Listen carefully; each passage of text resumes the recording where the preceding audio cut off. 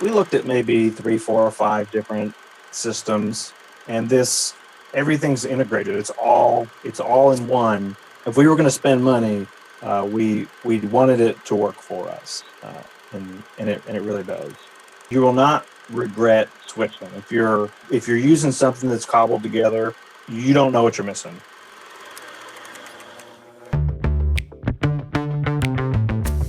You're on a mission, and you just need more people to know about it. And whether you're brand new to marketing or a seasoned pro, we are all looking for answers to make marketing decisions with purpose. I'm Monica Pitts, a techie, crafty business owner, mom, and aerial dancer who solves communication challenges through technology. This podcast is all about digging in and going digital. I'll share my marketing know-how and business experience from almost 20 years of misadventures. I'll be your backup dancer, so you can stop doubting and get moving towards marketing with purpose. Hello again, and welcome back to Marketing with Purpose.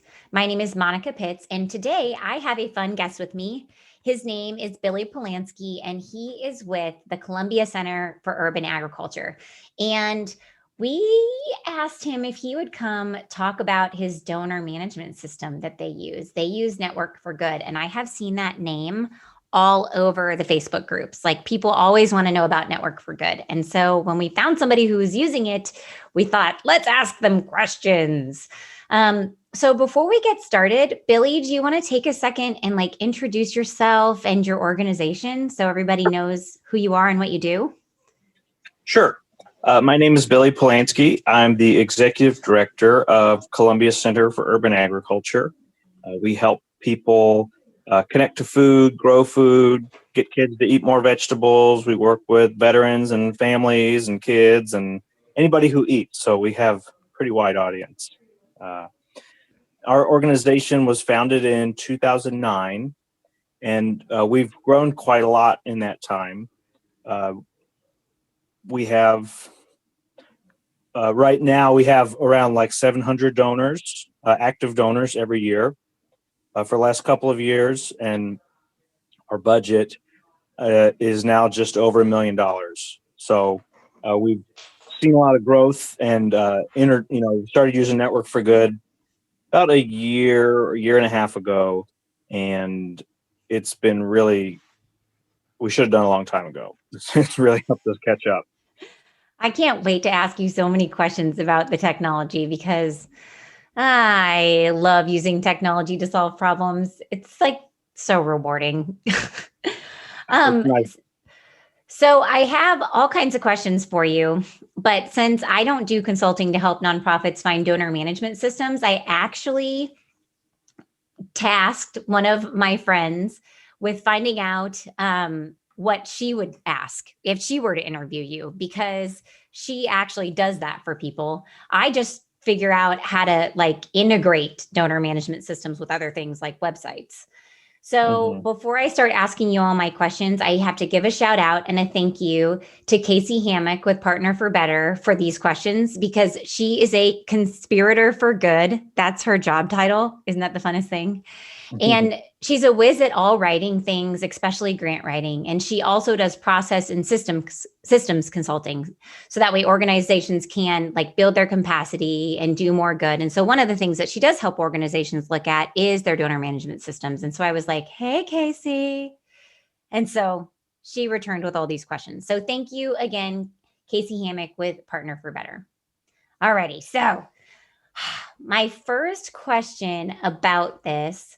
So you started using it a year and a half ago, you said, right?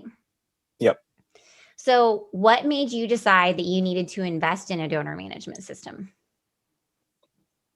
For a long time, we had been using a Microsoft Access kind of homemade database thing, and it was way better than what we had before, which was nothing. And it was free, which was nice, but it didn't have all the functionality we wanted. It was clunky. It kind of the more records we put in there, the slower it was. So just for years we knew that we wanted to change, but there's that switching cost of, well, everything's already in here. We'd have to learn a new thing. Like, we know these different workarounds, you know. Uh, Mhm. uh, so, but really, kind of what helped spur it is uh, when in 2020 we got some funding from the state for COVID adaptation, and doing our office work from home was really hard. And as we'll talk about, Network for Good integrates with a lot of things. It reduces the number of tasks and processes you have to do, and it's all living on the cloud, so it can be done from anywhere.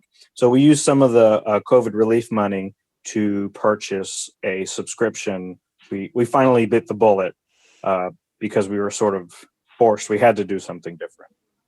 Well, you definitely put your investment to good work, because then it allows you to grow your organization even more. So, Yeah. yay. And congratulations, because now you guys have this cool system and it's all set up and you're using it, right? Yeah, we love it. We love it. And so, what need does it fill in your organization? Do you just manage donor records? Do you accept donations as well? Like, what types of functionalities are you using it for? So I will list the functionalities because it's a lot of different things. So there's a donor management, so we can enter gifts in there as they come in, store all of our donor contact information, keep notes about our donors, conversations we had or things to remember about them. There is So you mentioned accepting donations. Mm-hmm. So there's a giving portal, uh, which, and that's one of the fun integrated things that it has is they have their own giving portal. They make these nice kind of slick giving pages, and all of that is integrated into the donor management system. So when somebody goes on our website and makes a donation, it automatically adds that gift into the the donor database, the management system. Mm-hmm. It sends them a receipt, and it sends us a notification that they gave. Before, we used PayPal, and so somebody gave on PayPal, then we'd have to enter it from PayPal into our donor database. We would have to enter it from PayPal into QuickBooks. We would have to send them a receipt. This also integrates with QuickBooks. With PayPal, we'd have to send money over. I don't know the frequency, but maybe once a month, I think, they send us, all of the money we've brought in that month. So a lot of Yeah. it. So there's those giving pages. There's also they have event pages, which function similar to the giving pages, where you can do ticketed events and things like that. It has a lot of communications things, which are nice too. So we used to have MailChimp Yeah. in addition to all those other things. But now this does email, email blasts. It also, you can do text message communication, so we can send texts. It also has forms. So this is kind of a neat function, is the forms. You can set up. So for example, one of the ways we use it is we have a volunteer sign up form. It goes on our website. Somebody types in their information because they want to volunteer. But when it does that, it automatically adds them into the donor management system. So then we have their name and contact information. It automatically gets added. So it's, whereas before you can think of all these different things where maybe we were using Google Forms and we were using MailChimp and QuickBooks and we were using Access and PayPal, and now it kind of, and we couldn't text before. Now we can text. It just kind of does it all in one place. I hear you. Like that is one of the things that we have been looking at really intensely in our office is just how do we simplify things? How can we take some of these extra steps out and make it not so complicated to do the things that you have to get done, right? And even just the reconciliation portion of it, of taking the stuff in through the Google form and then having to add those email addresses into MailChimp and then having to put things over into QuickBooks. It's a lot. And if you forget, then you don't have that stuff. And then you have to like export stuff from QuickBooks to mail out stuff. Anyway, I could go on. It is just a lot. So much. Um, so I had to ask, did you use it at all for like online auctions or virtual events? Because I saw that it had that feature and I was like, ooh, I wonder how that is. Is it cool or easy? I don't know. I had to ask. So we have used it for selling event tickets. Mm-hmm. We did not do online auction. They do their virtual event function. We have not used that. But we've used it to sell event tickets and also to sell raffle tickets. Oh, cool. And it's really easy to use. And like I said, somebody buys a ticket to our event, well, then it gets entered into, because what we used to do before is if somebody came to our event, we'd put it in the donor database. But now they buy the ticket, we already know it's listed in there. And if they're a first time gift, well, all their information gets added, when they make the gift. So it's something that they just did. And I think they just got bought.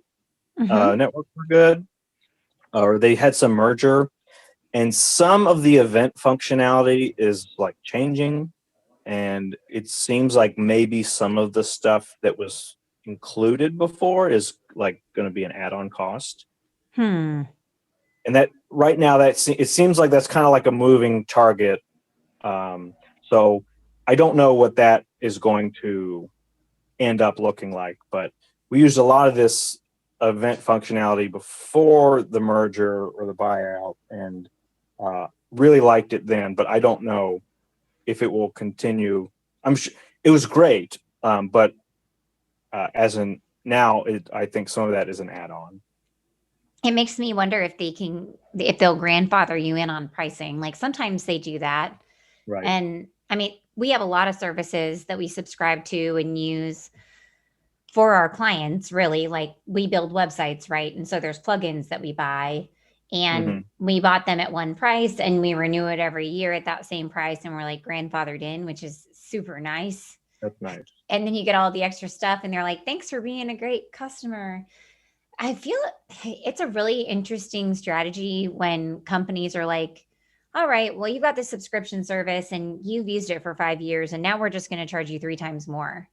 Or you can just use a quarter of what you used before. And you're like, what about like what?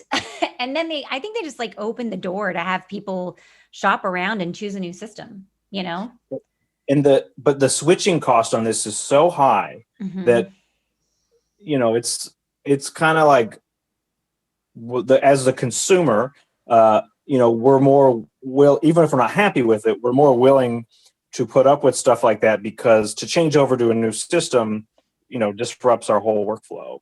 And so it's not like changing like where you buy your paper clips from. It kind of doesn't matter if you go to Staples or Office Depot, but for this is like you have to move all your data over. You have to like train your staff on how to do it. You kind of learn as you go.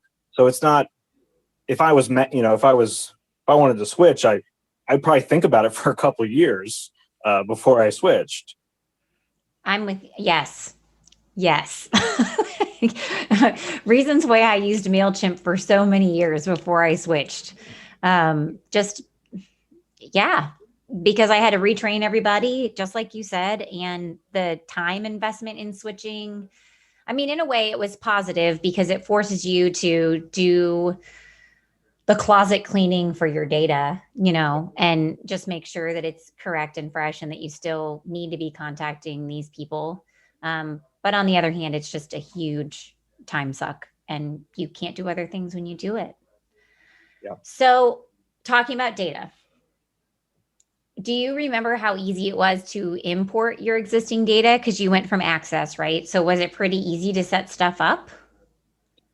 Yeah, so they have a data team that will import your old data into it for you. There's also like certain, like you can upload spreadsheets to do it too.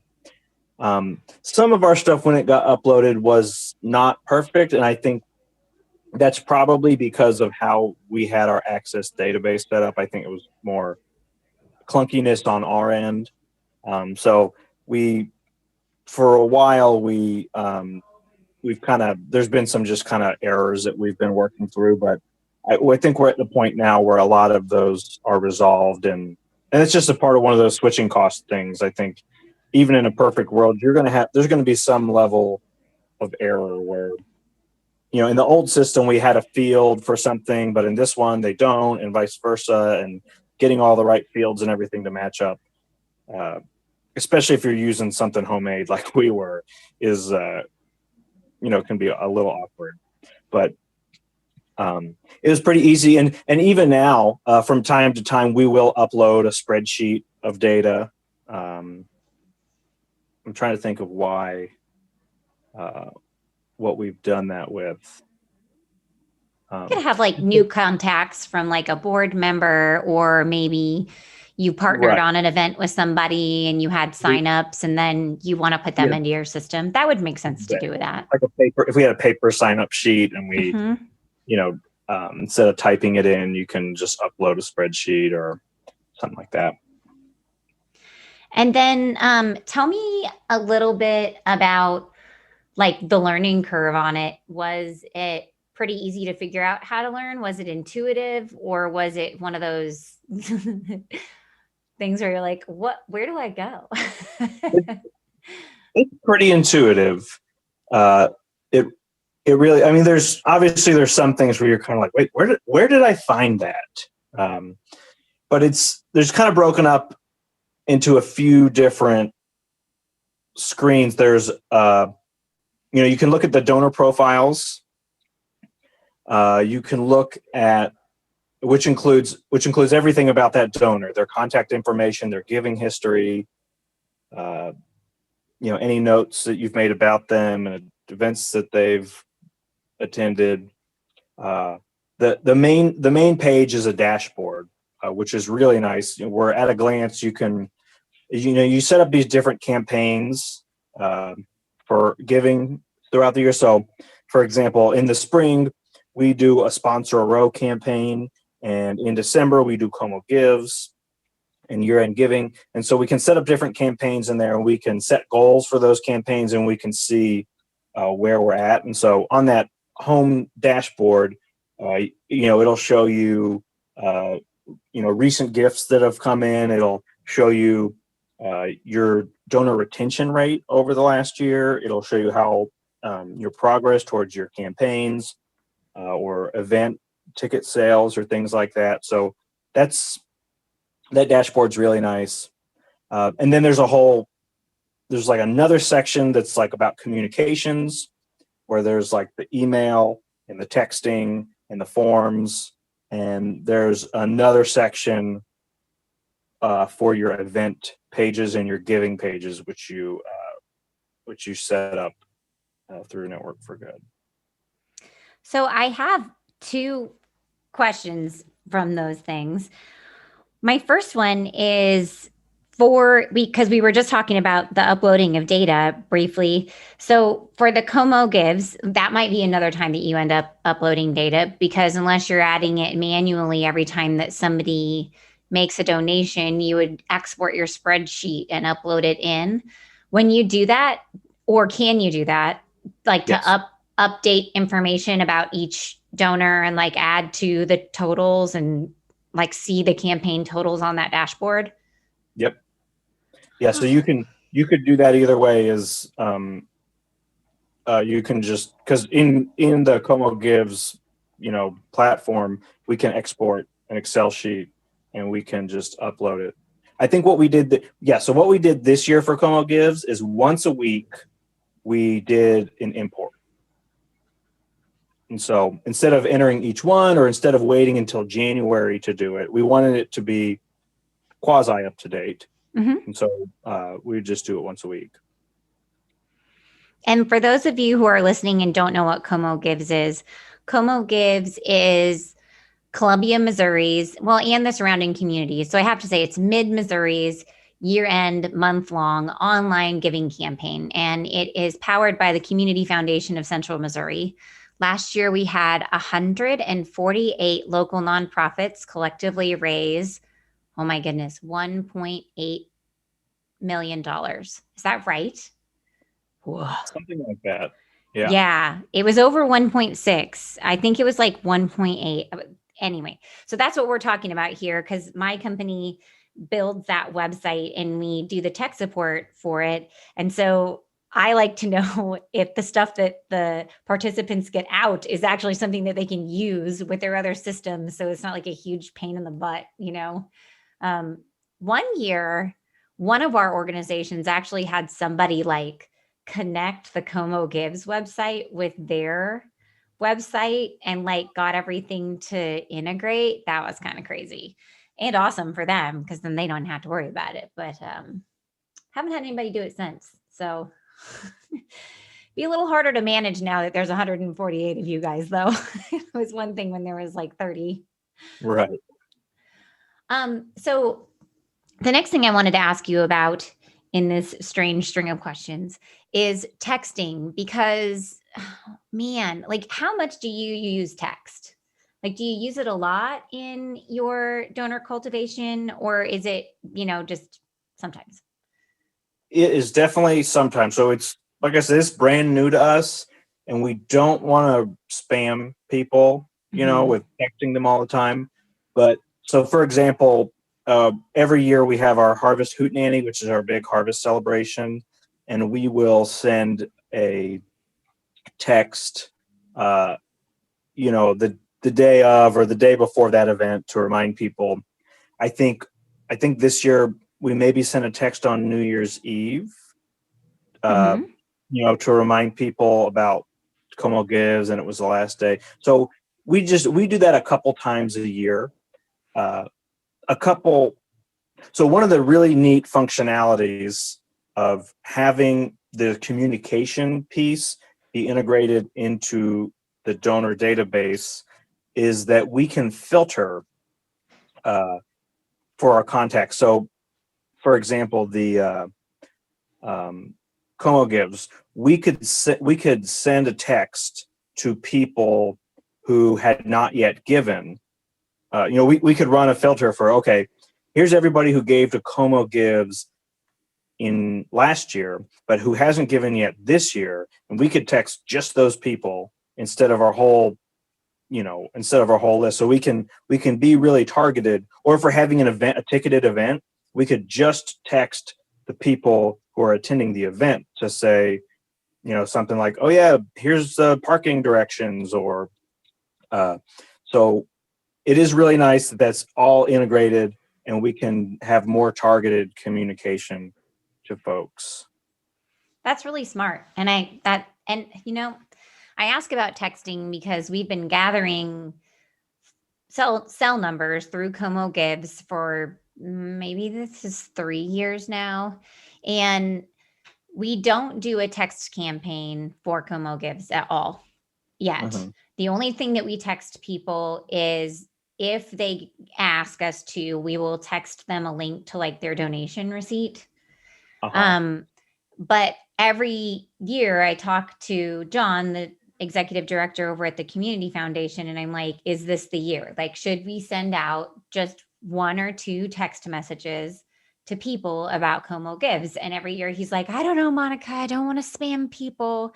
I'm like, I know, but it's so tempting. It could be so amazing because not everybody has the features that you have, Right. So yeah. And people can opt out. That's the thing too, is, with any of those things, you text back the word stop and you don't get text anymore. Okay, so then when it comes to like building forms and setting up the events and that kind of stuff, is it pretty easy? And like, how robust is it? Like, for example, let's say that for the Harvest Hoot Nanny, you guys have t-shirts and they need to tell you how many t-shirts they need and what sizes they need them in. And that's part of like the sign up. Can Right. it do that? Can you do that? Yeah. So when you're selling event tickets, you can add custom questions. So and you can choose which standard questions are included or not. So, there's obvious name and contact information, but you can add any question you want to it before somebody completes a ticket transaction that, whether it's a t-shirt size or like I told you, we use that to sell raffle tickets. Mm-hmm. Well, we kind of had different raffle items. Mm-hmm. So they would click the ticket and then they could go in and choose which item they wanted that ticket to be for, you know. That is slick. If I had to build that, I would be like, this is going to take some serious figuring outing. And that's one Yeah, of those things where, like people will email us and they'll be like, hey, you built our website. Can you put together this voting thing for a fundraiser? And I'm like, there's like so many great ones already out there. Do you really want to pay me to build this for you? Like, it doesn't seem right. like maybe the best investment. Because sometimes we do figure it out when we need to, but then other times I'm like, but it could be so much more user friendly or seamless when it's just really built for that purpose, not Yeah. cobbling together something in your website. Anyway, so that sounds like actually super functional. And then if you're trying to figure out something, like how is the tech support and the customer support? Can you like actually call and talk to people? Is there a chat? Is there a forum? Like if you Google search for something, can you actually find the answer or is it like non-existent? Yeah. So there are, they kind of have an extensive library of articles that you can search, and there is a chat. Uh, and we've definitely, I think the chat I've used, many times, and they don't get back to you like right away. It's maybe later that day or in a half an hour or something. So it's almost more of like an email exchange, like Mm-hmm. but I've found the chat to be helpful, and I think you can call as well. But the chat's kind of nice because you can just, and you have the record of the whole conversation in there. Um, That is really nice because sometimes you're like, oh, shoot, now I'm going to have to go find that thing again, get the link mhm, to it. right. So then let's talk a little bit about cost. If I remember correctly, Network for Good is definitely not the cheapest item out there. There's definitely less expensive donor management systems that people can use. I mean, some of them you've already named, right? Because they might be using some integration of QuickBooks, they might be using an Access database or a Google Sheet, right? Right. So with your 700 donors, it like what is the bottom line? Like what's your monthly investment in the service? I think, because like I said, we bought a 2-year subscription, Okay. and it was a year and a half ago. Mhm. But I want to say that it's $400 a month, Okay. which uh, obviously is a lot of money. But Mhm. we did the math, because it has all of this functionality and all of this streamlined uh, features.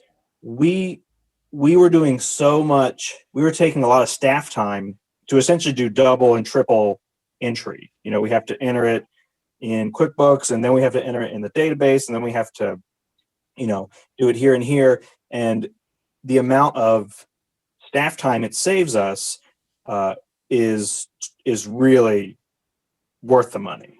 So if you're looking at like, well, we could hire a part-time person, or we could just pay $400 a month for the robots to do it, um, it's it's definitely worth it. Well, and the challenge with humans is that we have human error, especially if you're like me and you're like a big picture person and you're a dyslexic person. When I have to do very detailed like tasks, I have to play the highlights game. Like I have to have on one set is like the checklist on one monitor and on the other monitor is like what I'm doing and I have to like go back and forth. Is this here? Is this there? Is this here? Is this there? Like over and over and over again or else I'm going to screw it up. Like I really will. So I think the human error element being removed by the robots doing it for you is actually pretty cool too. I mean, Yeah, there's a lot of value to, you know, to having it right, to knowing, you know. So another thing in there is that there's a big checkbox on every time a new donation comes in. You check whether it's been acknowledged or not. So you can run a report of, let me see all my unacknowledged donations, and so it kind of builds that checklist right in there. And that way, we're not forgetting to thank people. And you know, some of the thanking can be we send handwritten notes in addition to the automated email. mhm. But yeah, some people only do the emails. So like you can just click a button. You know, you have like a form letter. It plugs their name in. It plugs the amount of their donation in. Boom. Another thing too, we were never able to do this before, but we're able to do it now, is at the end of the year, people always ask us for a summary of their giving. Mhm. But now we can, through our through the email feature, we can we can do sort of a form letter that plugs it in for people. So like, dear name, thank you for your donation. Your total giving last year was dollar amount, and we can send it to everybody, and everybody gets that, and we don't have to look it up for individuals. And we can proactively offer it instead of having people, ask us about it. And this is all through Network for Good, or you have to do that using like Microsoft Word or something like that? No, it's through the email function in Network for Good. So Oh, cool. you go into the email piece, you start typing an email. There's these little, there's certain things that it will plug in from the individuals, like a mail merge kind of thing. Like I think they call them variables. Well, they do on some things. They call them variables. Yeah. And Uh-huh. so some of the things, it is like, it can include like their name or just their first name. It can, you can have their most recent donation amount. You can have their most recent donation date. You can have their lifetime giving. You can have how much they've given to date or how much they gave last year. And you can plug all of those things into an email that has the correct personal information for each person who receives it. Well, and personalization is really nice, especially when you are thanking someone and want to make sure that they understand that what they've given you is meaningful to you. It's difficult when you're like, thank you for whatever. Like, I don't know. It's always better when you personalize it. My mom actually kept all of these thank you notes from when I was like a baby. And like all these, I was like, wow. And she gave me this whole box. And I'm like, I kind of felt like I died or something for a minute there. But I'm like, this is weird. It's like, I'm looking at former Monica, like I'm looking at all the letters that were written to my mom about me. And then like different things that she had written back to them that she now had back in her possession. I was like, holy cow, this is intense. Yeah. And then we talked about how right now, like circling back to Network for Good as I tell stories about my weirdness, how right now all of your features are included, but you think they might be like subdivided in the future. It mostly on like the event, like with the event functionality, like that event stuff is kind of what's changing, not the communications, not like the forms and the emails and the texting and even the giving pages. All that seems pretty, static or stable. But the event stuff is kind of what's they've been changing, and they've been kind of hinting at that there's more changes coming. Gotcha. So I probably have like 3 more questions for you, but the first one is, did you like evaluate other systems before you chose Network for Good, or We did. We did. So all of these companies have some like webinar or like call that you can join in on, and they'll do a demo, and they'll give you the sell. And so we looked at maybe 3, 4, or 5 different systems, and this Network for Good was the most expensive of the ones we looked at.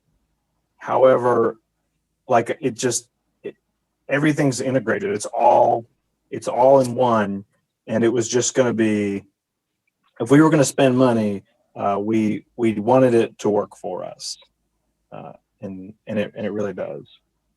That's awesome. Okay, so any final advice that you would have for someone considering investing either in a donor management system or in the one that you're using, Network for Good?